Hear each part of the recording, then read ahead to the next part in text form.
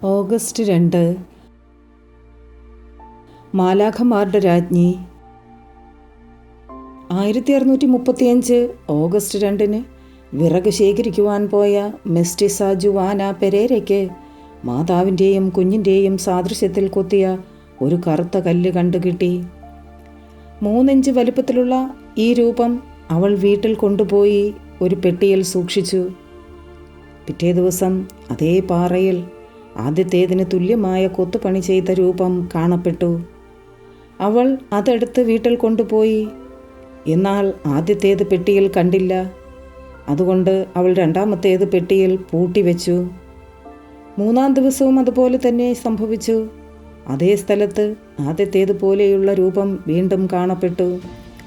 പൂട്ടിയിട്ടിരുന്ന പെട്ടി ഒഴിഞ്ഞിരിക്കുന്നതായും കാണപ്പെട്ടു.